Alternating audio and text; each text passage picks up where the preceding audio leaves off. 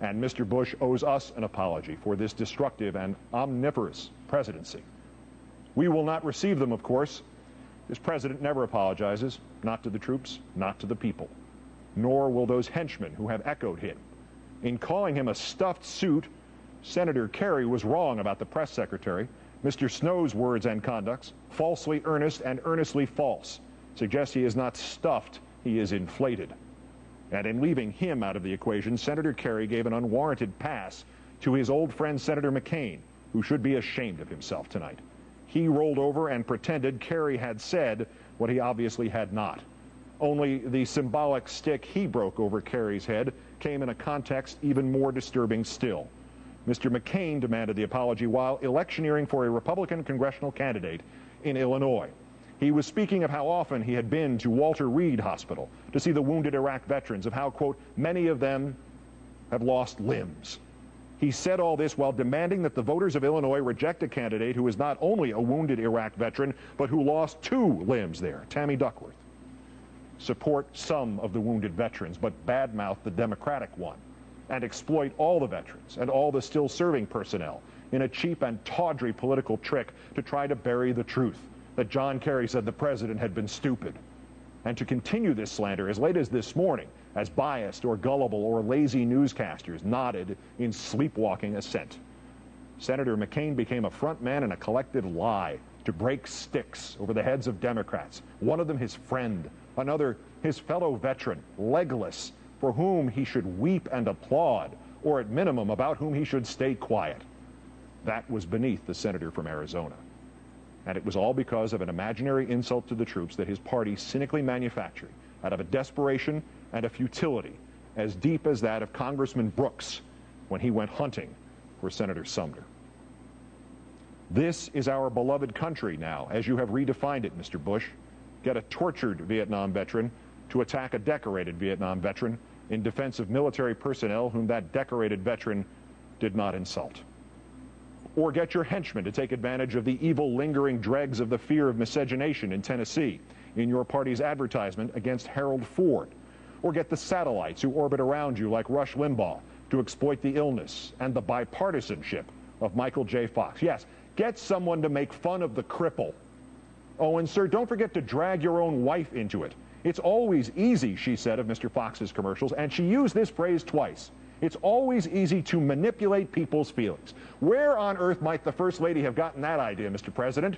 From your endless manipulation of people's feelings about terrorism? However they put it, you said Monday of the Democrats on the subject of Iraq, their approach comes down to this: the terrorists win and America loses. No manipulation of feelings there. No manipulation of the charlatans of your administration into the only truth tellers. No shocked outrage at the Kerry insult that wasn't. No subtle smile as the First Lady silently sticks the knife in Michael J. Fox's back. No attempt on the campaign trail to bury the reality that you have already assured that the terrorists are winning. Winning in Iraq, sir. Winning in America, sir. There we have chaos. Joint U.S.-Iraqi checkpoints at Sadr City, the base of the radical Shiite militias. And the Americans have been ordered out of by the Prime Minister of Iraq, and our Secretary of Defense doesn't even know about it.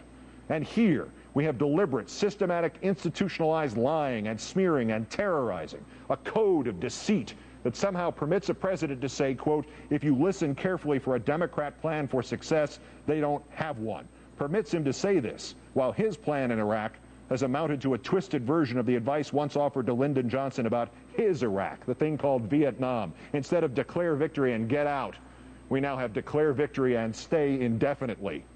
And also here we have institutionalized the terrorizing of the opposition. True domestic terror. Critics of your administration in the media, sir, receive letters filled with fake anthrax. Braying newspapers, sir, applaud or laugh and reveal details the FBI asked to have kept quiet and thus impede or ruin the investigation. A series of reactionary columnists, sir, encourages treason charges against a newspaper that published supposed national security information that was openly available on the internet. One radio critic receives a letter threatening the revelation of as much personal information about her as can be obtained and expressing the hope that someone will then shoot her with an AK-47 machine gun. And finally, a critic of the incumbent Republican senator, a critic armed with nothing but words, is attacked by the senator's supporters and thrown to the floor in full view of television cameras as if someone really did want to reenact the intent and the rage of the day Preston Brooks found Senator Charles Sumner.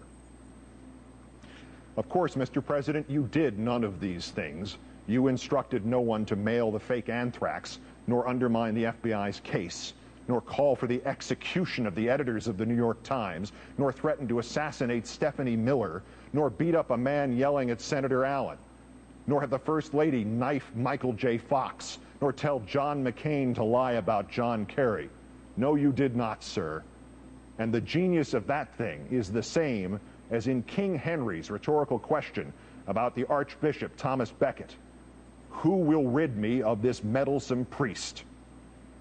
All you have to do, sir, is hand out enough new canes. I'm Keith Olbermann. Good night and good luck.